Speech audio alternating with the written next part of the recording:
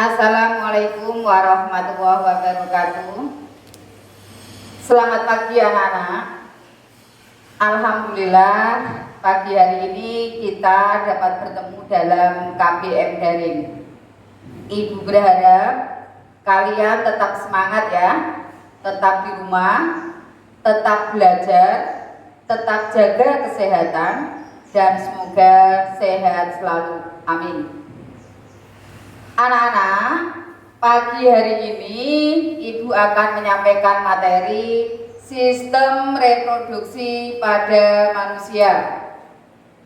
Tapi sebelumnya, marilah kita baca basmalah dulu dengan harapan semoga kalian nanti diberikan kelancaran dan kemudahan dalam menerima dan memahami materi yang akan Ibu sampaikan. Dan semoga nanti dapat bermanfaat. Amin. Bismillahirrahmanirrahim. Oke, langsung masuk ke materi ya.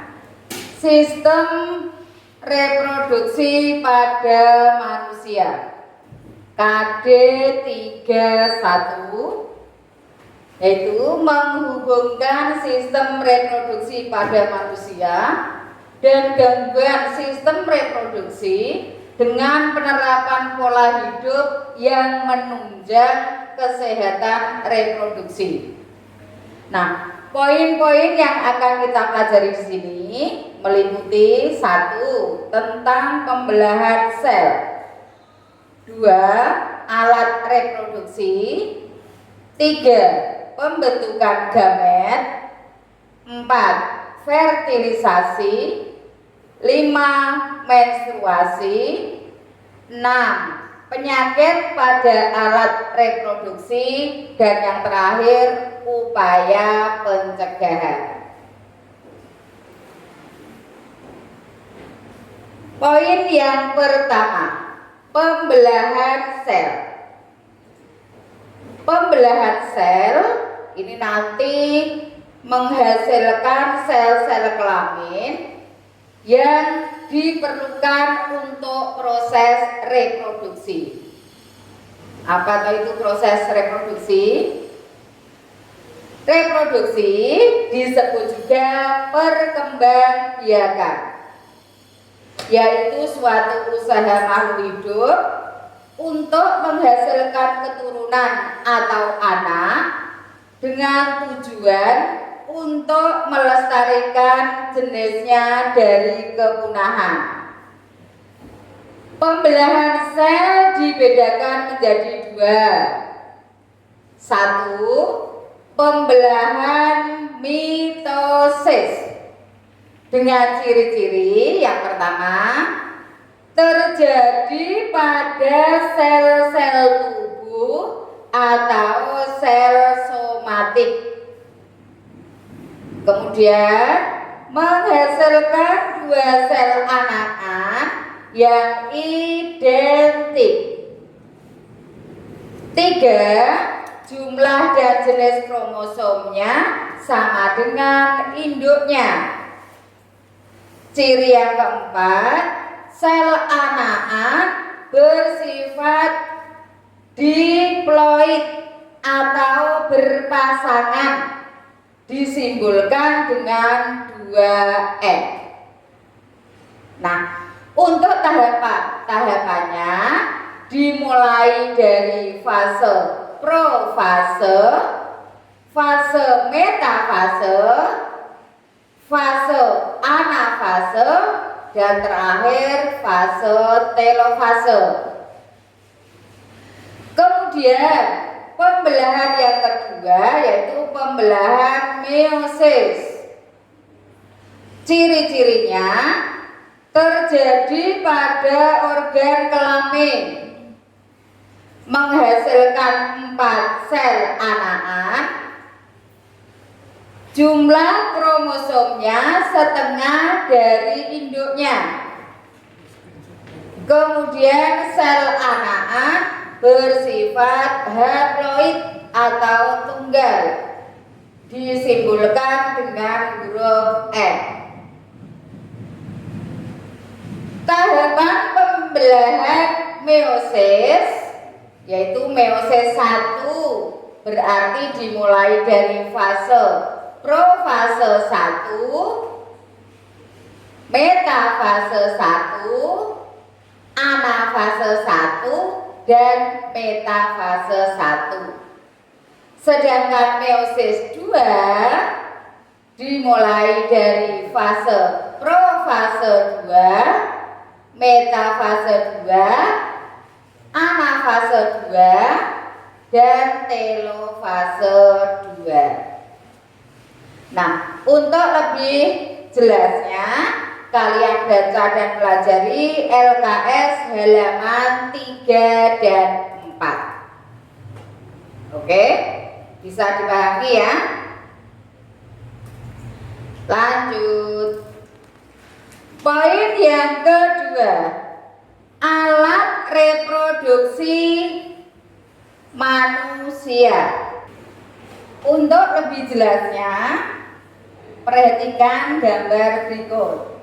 Yang pertama, alat reproduksi pria terdiri dari testis, epididymis, vas deferens, dan penis. Testis jumlahnya sepasang atau 2, terbungkus oleh selaput tipis atau kantong yang disebut skrotum. Selain membungkus testis, skrotum ini juga berfungsi untuk mengatur suhu pada testis. Testis berfungsi sebagai tempat memproduksi sel sperma dan hormon testosteron.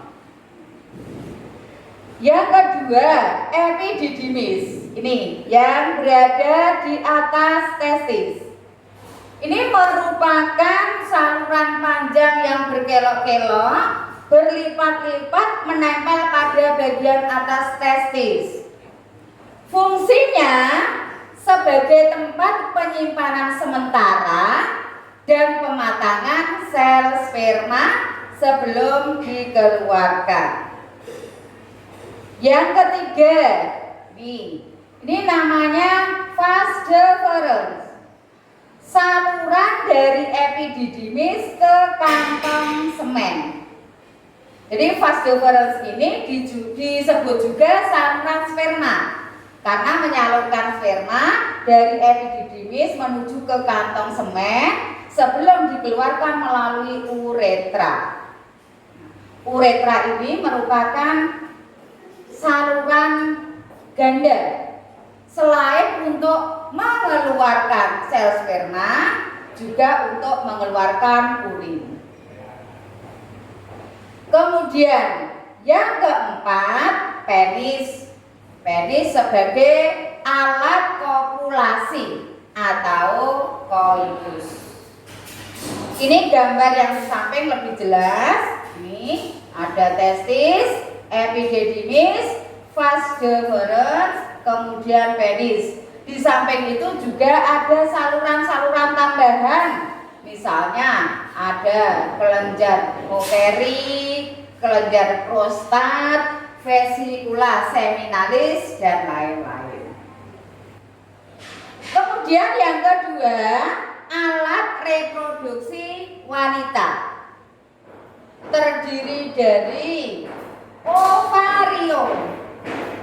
Nah, kalau ini gambarnya ini yang seperti tomat ini, menggelendong ini, ovarium jumlahnya sepasang atau 2, kanan dan kiri.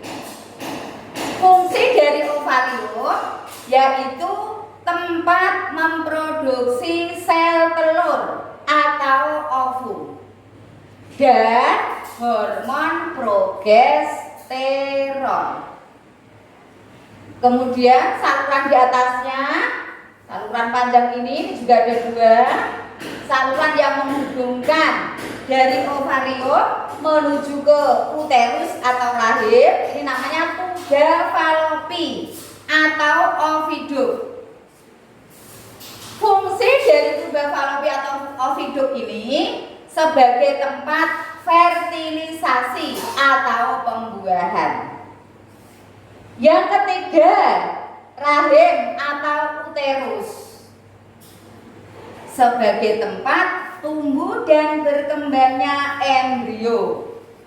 Kemudian vagina merupakan organ peranakan atau melahirkan bayi.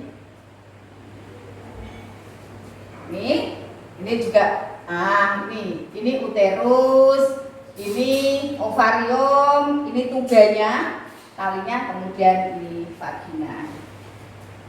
Bisa dimengerti kan anak-anak? Oke, materi berikutnya pembentukan gamet. Gamet disebut juga sel kelamin. Pembentukan gamet ada dua macam, karena sel kelamin kan ada dua macam.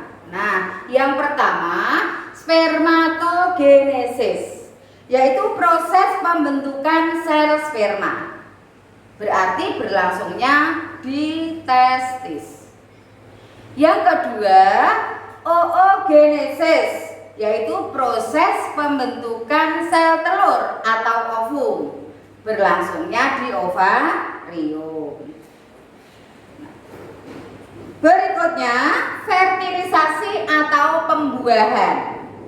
Fertilisasi yaitu proses bertemunya sel sperma dengan sel telur di tuba falopi.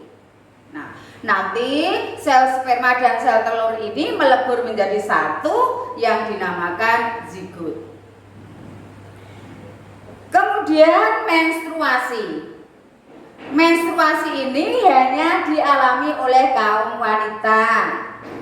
Apakah itu menstruasi?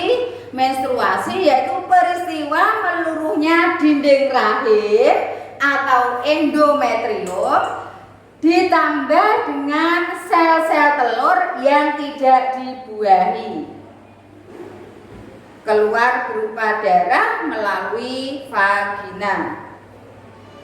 Menstruasi terjadi secara periodik, yaitu kurang lebih setiap 28 hari sekali. Perhatikan anak-anak, tadi mulai dari pembelahan sel, alat reproduksi, pembentukan gamet, fertilisasi, menstruasi. Nah, ini yang perlu kalian perhatikan. Penyakit alat reproduksi ini banyak sekali, bermacam-macam. Ada yang namanya gonore, klamidia, sipilis, HIV, AIDS, raja singa, dan lain-lain. Nah, untuk lebih jelasnya kalian baca lagi ya.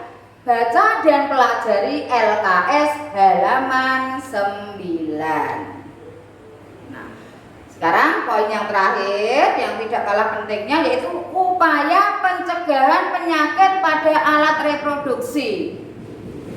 Yang pertama, biasakan membilas bersih organ reproduksi. Misalnya ketika selesai buang air kecil, buang air besar. Nah, bilas yang bersih, kemudian lap sampai kering.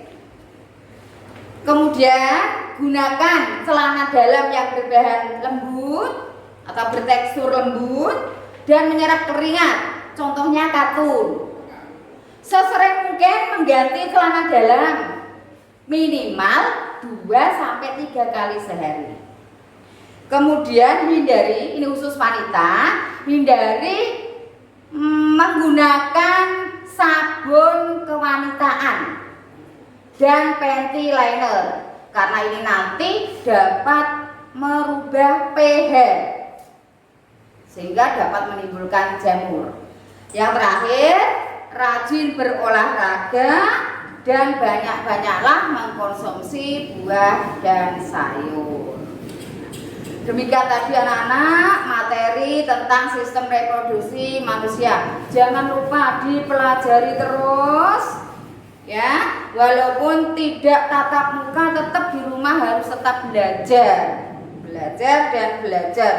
Semoga nanti bermanfaat. Nah, sebagai tugas akhir kalian kerjakan soal uji kompetensi halaman LKS halaman 11 nomor 1 sampai 20 yang nomor genap saja.